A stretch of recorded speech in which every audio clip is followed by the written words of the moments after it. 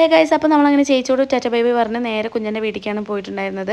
അങ്ങനെ നമ്മൾ പുറത്തൊന്നും ആരെയും കാണാനില്ല. പിന്നെ കുറേ അങ്ങോട്ട് ചെന്നപ്പോൾ കുഞ്ഞിൻ്റെ അനിയത്തി അവിടെ നിൽക്കുന്നുണ്ട്, ജിനി.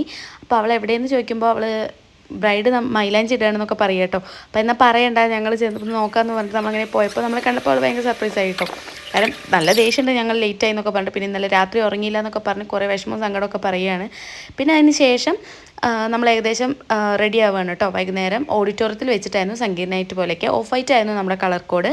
അങ്ങനെ നമ്മളെല്ലാവരും റെഡിയായി. അതിന് ശേഷം നമ്മൾ ഓഡിറ്റോറിയത്തിൽ പോയി. നമ്മുടെ വേറെ കുറച്ച് ഫ്രണ്ട്സും കൂടെ അവിടെ എത്തിയിട്ടുണ്ടായിരുന്നു.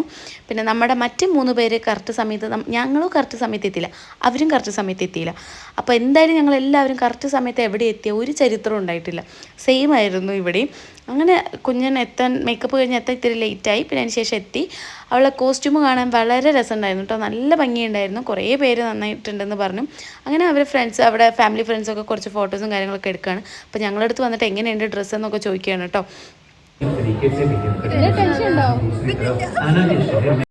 അങ്ങനെ അവളെ കുറേ നേരം ഊക്കി കഴിഞ്ഞിട്ട് പിന്നെ കുറച്ച് ദക്ഷിണ കൊടുക്കലും പിന്നെ അവരുടെ കുറച്ച് ചടങ്ങും കാര്യങ്ങളൊക്കെ ഉണ്ടായിരുന്നു. പിന്നെ അങ്ങനെ കേക്ക് കട്ടിംഗ് ഒക്കെ കഴിഞ്ഞിട്ട് ഇവരുടെ ഡാൻസൊക്കെ ഉണ്ടായിരുന്നു കേട്ടോ.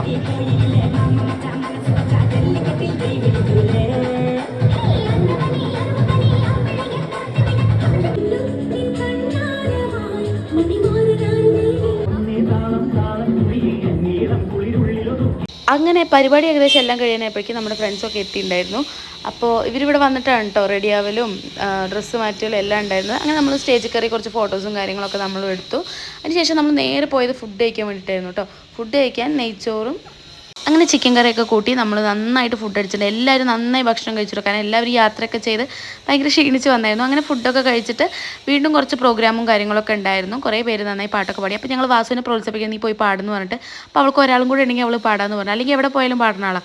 അങ്ങനെ നമ്മൾ കുറച്ച് നേരം കൂടെ അവിടെ ഇരുന്ന് നമ്മൾ നേരെ റൂമിലേക്ക് പോയി. അപ്പോൾ ഒരു കല്യാണ വീഡിയോ കൂടെ ഉണ്ട്.